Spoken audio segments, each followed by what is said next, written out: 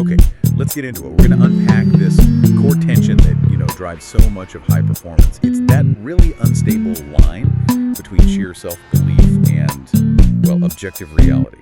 For you, the listener, we are diving deep into this phenomenon known as the reality distortion field, what it is, how we use it, and what powerful mechanisms, both biological and technological, exist to either sustain that illusion or to smash it. It's a fascinating negotiation, really, because distortion isn't always flawed, not at all.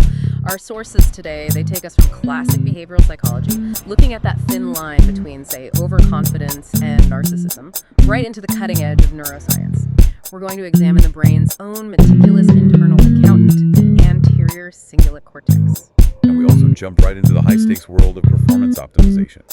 We've scanned sources covering the economic reality of scaling AI infrastructure, the marginal gains that are sought in hyper-optimized gaming gear, and even specialized digital tools designed just to manage the tsunami of information we all face every day. Right. So our mission is to synthesize how our minds and our machines create, maintain, and sometimes crucially benefit from our own selectively tailored realities.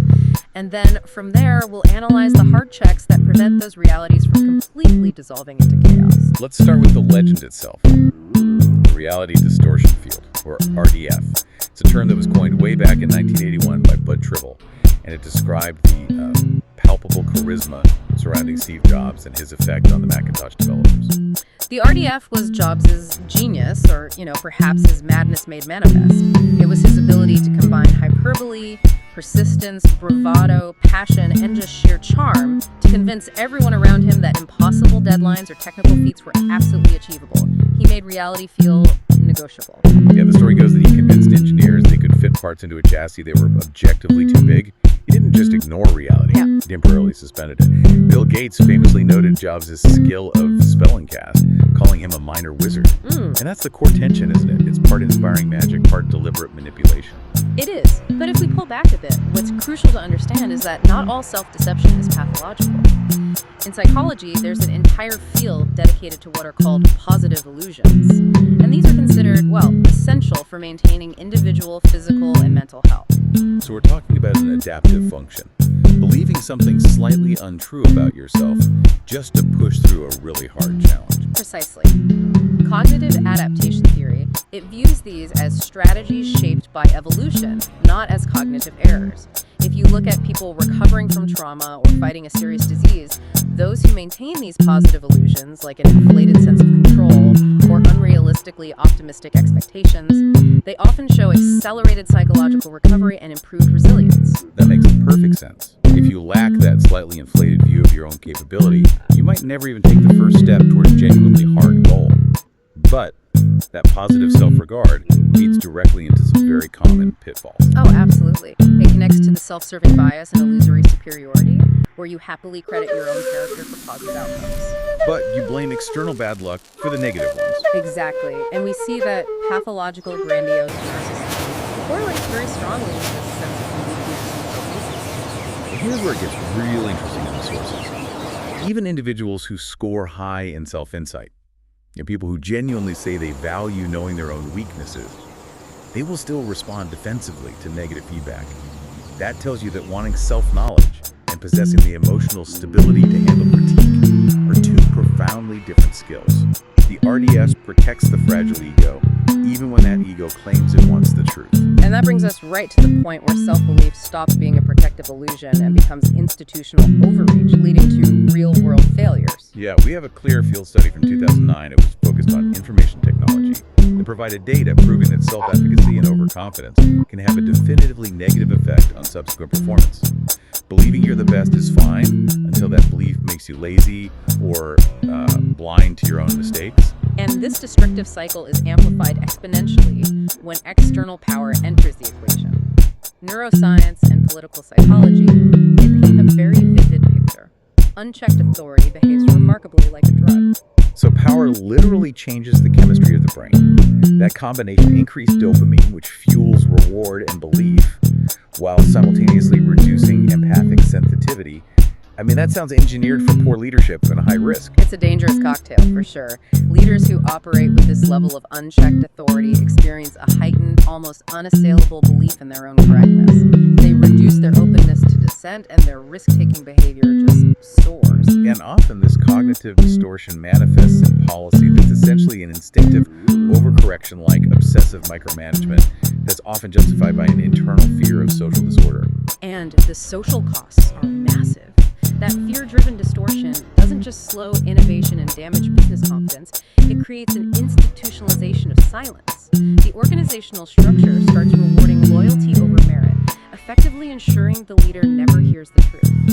The irony is that the leader destroys the very diversity of cognitive input necessary to sustain the system, all in service of maintaining their own idealized self-image. Okay, so if we accept that our minds are inherently prone to these self-serving biases and power-induced errors, where's the natural, built-in correction mechanism? It's time to turn to the brain, which, it turns out, operates as its own meticulous accountant, constantly checking the books. That primary reality checker is the anterior cingulate cortex, or ACC. It is absolutely critical for what's called feedback-driven iteration of decision and value representation. Think of it as a system that compares what you predicted would happen with what actually did happen, and then adjusts your internal map accordingly. So that's the basic error signal. But the research we looked at suggests the cortex isn't just predicting the outcome, it's also projecting its confidence, how certain it is in that prediction. Exactly. This theorizes the existence of what are called cortical second-order errors. These aren't just saying I was wrong, but rather, how certain was I when I was wrong, and how much should I trust my own certainty next time? It's a metacognitive layer that directly links the RDF we discussed earlier to a hard neurological function. The brain is learning the value of its own belief system. Wow. So if I bet all my chips on an outcome and lose, the ACC isn't just registering the loss, it's registering the catastrophic overconfidence that led to the bet, and it's adjusting the internal settings for certainty itself. That's powerful. It is the ultimate reality check. And to control how aggressively we pursue or retreat from goals based on these checks, we have specialized neurons modulating our engagement. We can look specifically at clocks of neurons projecting to the ACC. We'll just call them ACCs. Okay, and what's the function of this specialized activity? Sounds almost like an internal dimmer switch. That's a perfect metaphor. Heightened ACCP activity correlates with reduced sensory responsiveness. This is helpful when we sleep, but it also correlates with behavioral lapses and disengagement when we're working. Conversely, low ACCP activity correlates with hyperengagement. When you're too intense and prone to impulsive errors. That explains why being super focused can sometimes lead to simple mistakes. You've tuned out crucial peripheral data, right? You're so engaged on one thing, you miss the obvious. Absolutely. One study found that if you chemically elevate ACCP activity, you reduce both impulsive errors in an attentional task and reduce awakenings during sleep. It's optimizing the nervous system to maintain focus without overreaching, restricting engagement to maximize efficiency. Now, this pursuit of efficiency and error minimization, this internal reality management, it doesn't just stop at the skull. The same principles that govern the ACC's internal reality check extend directly into our technology. They absolutely do. Let's look at AI, where the stakes are astronomical. We are currently navigating what some people call the scaling bubble, where massive investment is flowing into potentially flawed or unsustainable approaches. AI has to face a fundamental economic reality check. And what is that reality check? Well, it boils down to maximizing performance per watt, or you could say tokens per watt. This is the core constraint. If your system can produce twice as many data tokens per unit of energy as your competitors, your customer can produce twice as much revenue from their data center. The economic reality forces intelligence architectures to be efficient, not just functionally correct. So the viability of sustaining the illusion of general intelligence hinges not just on the software, but on the hard physics of power consumption. That completely redefines the cost of entry. It truly does. And achieving true intelligence requires managing multiple levels of abstraction, just like the brain. Pixels can't explain objects, and objects can't explain societies. The system has to efficiently manage all that complexity. Shifting gears a bit, we see the same hyper-optimization driven by marginal gains in consumer tech, especially for competitive performance. I'm thinking about gaming hardware. In the pursuit of marginal gains, believing a 47-gram mouse is the difference between victory and defeat. That is a form of controlled technological reality distortion in itself. And yet the underlying specs are undeniable indicators of performance optimization. Take the Asus ROG Harpy Ace Mini Wireless Mouse, 49 grams, 36K DPI, and 105-hour battery life. The extreme version shaves off 2 more grams for 47 grams total, bumps the DPI to 42K, and uses glass skates. Every single specification is designed to maximize speed and minimize friction. But the truly crucial detail here is the polling rate, which dictates how frequently the mouse sends data to the computer. Rates like 1000 Hz or even 8K with the booster are vital for high precision because they radically reduce latency.